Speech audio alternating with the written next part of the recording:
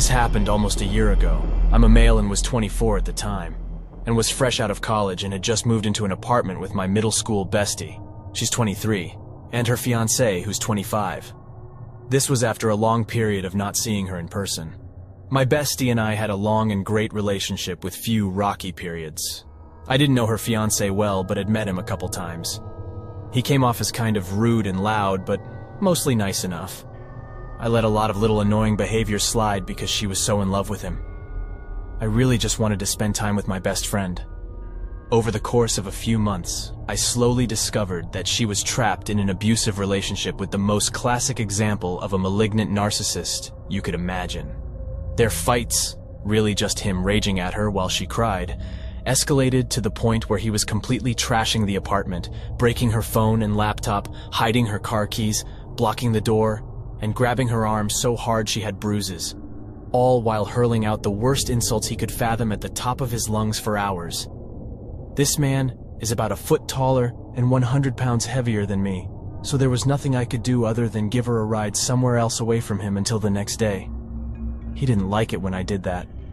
Once it reached the point of physical harm against her, I put my foot down and demanded that he move out or I would call the cops.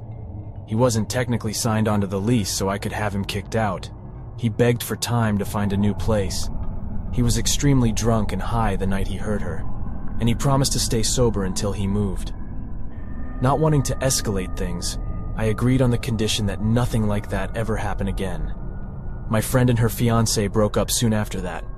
3 weeks pass and everything is going great. Ex-fiancé has found a new place, is in training for a new job, and while still loud and inconsiderate, he hasn't caused any problems so far. I get ready for bed early. I have an important meeting early tomorrow.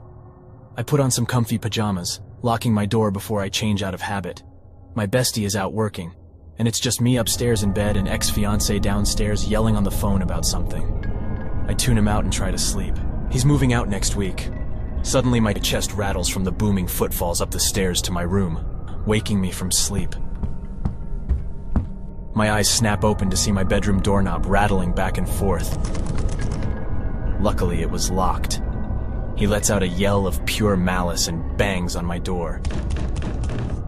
He screams my name, and it's so slurred he sounds like he's trying to impersonate a lizard man.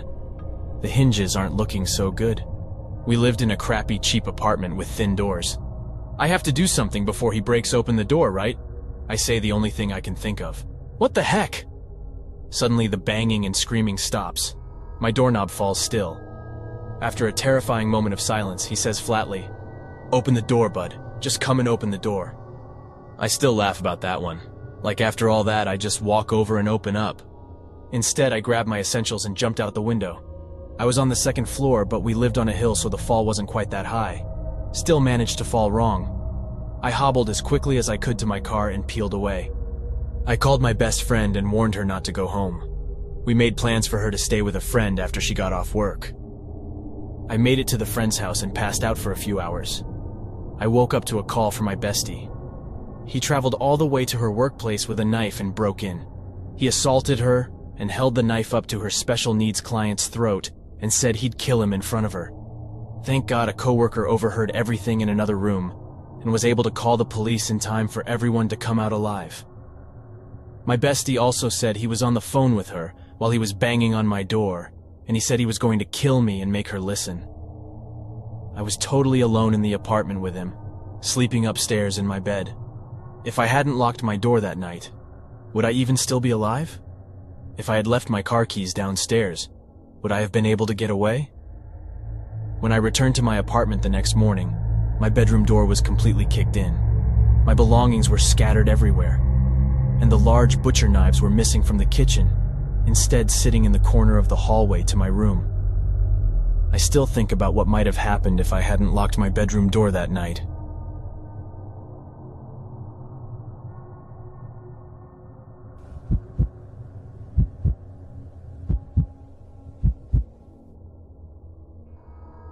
About 2 years ago, I moved into a new apartment.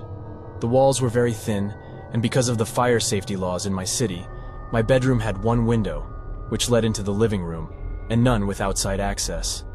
The window will be important later. It was 3 bedrooms, one for me, one for the master tenant and one spare, which at the time was rented out by a pretty friendly guy. Well, friendly guy had issues with his work visa and had to move back to Canada last minute, leaving us about 2 weeks to find another roommate. Our quickest and easiest option was Craigslist. Due to my work schedule, I had no part in the selection process, but was content when the new roommate moved in a little later. He seemed a bit off, but friendly. He was a very tall, large guy, but pretty quiet, and not someone I wanted to go out of my way to hang with, but was okay to be around and be cordial with.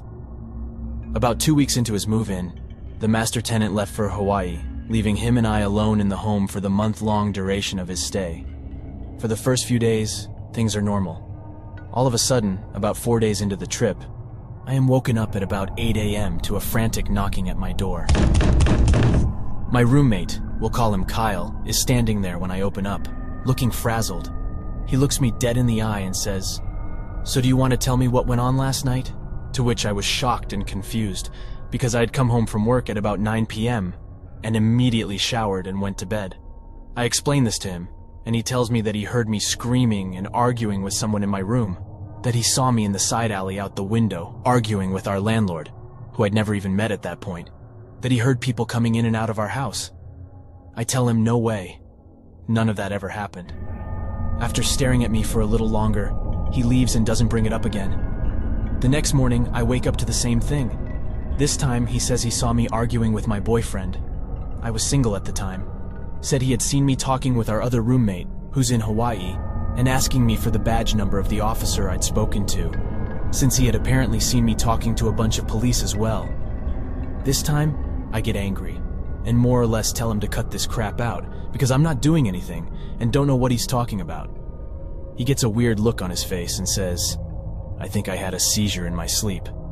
Next time it happens, call an ambulance."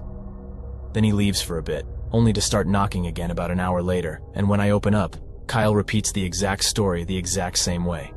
This happens once more before I tell him to leave me the heck alone, then I leave for work. I go to work as normal, and I'm reluctant to return that night, but I'm too tired to switch to an alternate location. Big mistake. About 1 a.m., I wake up to slamming doors. Kyle is pacing back and forth between his bedroom, the living room, and out the front door, walking in and out of each room, turning the lights on and off, mumbling angrily and slamming the doors. I can see his figure pacing back and forth through the frosted window in my room that leads to the living room. Since my room is dark, he cannot see inside. Suddenly he screams, "I can't live like this. Why are you doing this to me?" I think he's on the phone and don't respond. A few moments later, he screams my name repeatedly, and I realize he's directing it towards me. I knew I had to get the heck out of there, so I very quietly creep out of bed and start getting dressed and packing a bag of clothes for work in the morning. I'm almost done when he screams, "I hear you!" and charges over to my room, slapping the wall next to my door but not touching the door itself. I look towards my window and see his shadow lean all the way forward, pressing his ear against the glass. I was effing terrified and sat completely still, not moving a single muscle. He eventually screams my name again and moves away from the window, and I hear him start pacing between rooms again. Now my shoes are kept on a rack outside my door and not inside my room, so I know that when I leave I'm going to need a moment to put them on. I decide to wait until his pacing takes him out the front door again, at which time I plan to grab my shoes, put them on, and run. As I'm formulating this plan, the pacing stops. He screams, "Do you want to effing fight about this? Come out right now and we'll fight, I swear to God." Now I'm a very small 5-foot girl and this guy is easily 3 times my size, so I'm definitely not looking to fight him. After a few minutes, he turns off all the lights, and I hear the door to his room open and close, followed by silence. I wait for a moment to be sure I can't hear any movement, and then decide to take my chance. I took a breath and pulled my door open quickly. I step out and grab my shoes before I look up a second later and see him standing shirtless, with just a pair of boxers and socks on, in the dark of the hallway, his arms hung slightly outward in an awkward position. He says in a low, calm voice, "Ma'am, we need to talk." That was a hard no from me, so I grab my shoes and run out the door with them in hand. I run about a half block barefoot before I stop to put them on. When I look back, he is standing in the porch light of our front door, watching me run, just standing there. Luckily, I had a friend who lived 2 blocks away, and I had their spare key. So I let myself in and crashed there for the night. And that's where I stayed for the next week or so while we worked things out with the master tenant, and Kyle agreed to move out within the week. He says he doesn't remember anything that happened, or wasn't sure if it was real or not, but if I said that's what went down, then it must be real. The day Kyle left, he sends me a photo of the house key sitting on the table and says, "I'm out." Nothing else. I take a friend over there with me to scout it, and then ensure that he has actually left. When we get there, we discover that not only had he left a ton of food and furniture, but he had ripped all of the fire alarms out of the ceilings, and had unscrewed and removed the deadbolt to the front door, and left them lined up neatly on the front table. We then realized that my front door can only be locked from the outside by using a key, and it had been locked when we arrived, meaning Kyle still had a key. We called a locksmith immediately. Even after changing the locks, I was still terrified to stay there alone afterwards, and never went to sleep at night without barricading the doors with chairs and other furniture. To this day, I still fear for his safety. He was obviously psychologically unstable, but also wonder what could have happened if I hadn't been as lucky as I was.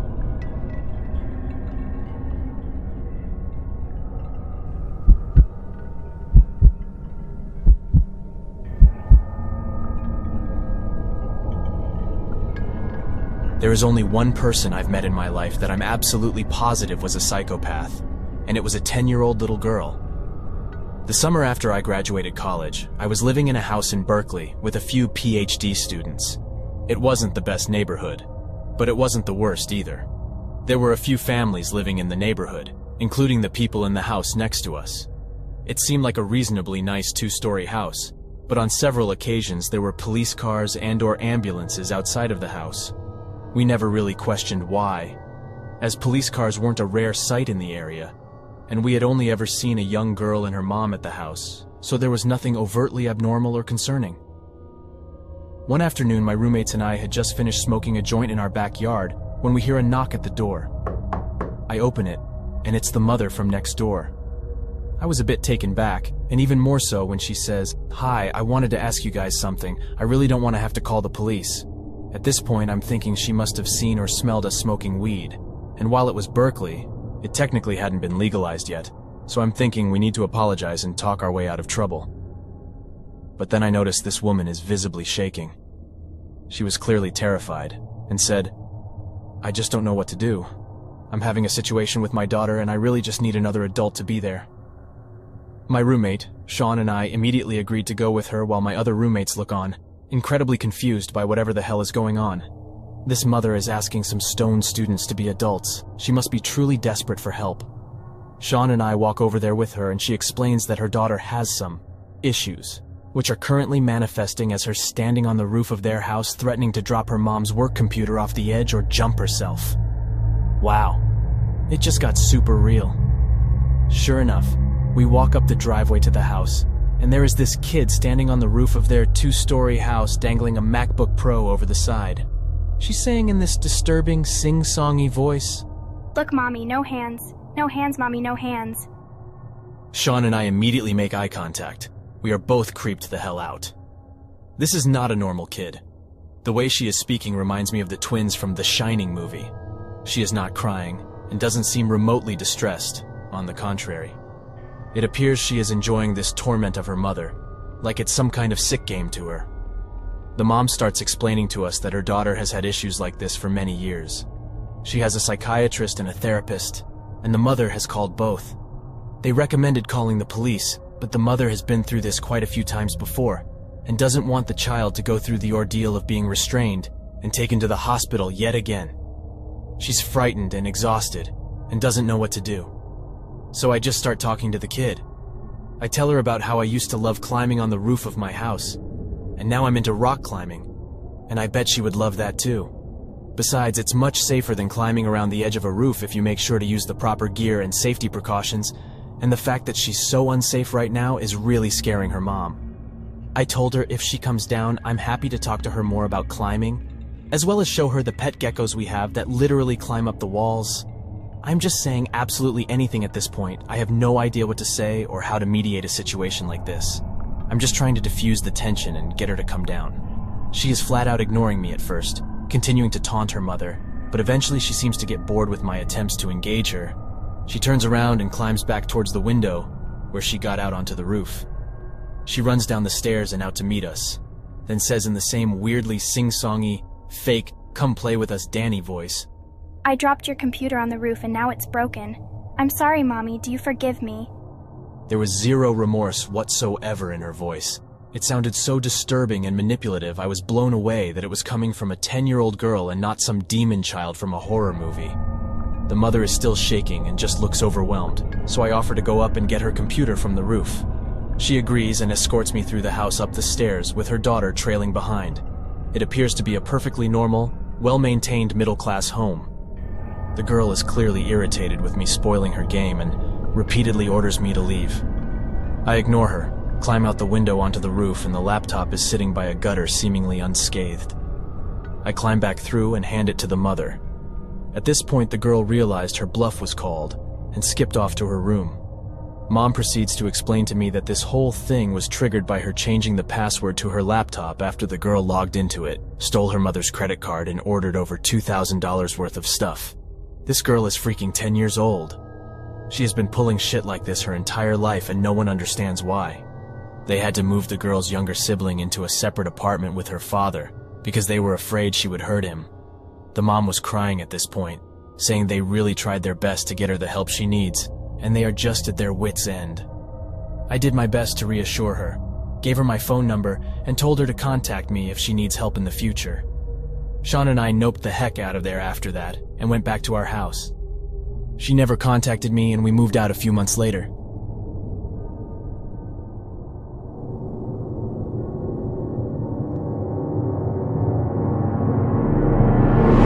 Don't skip this.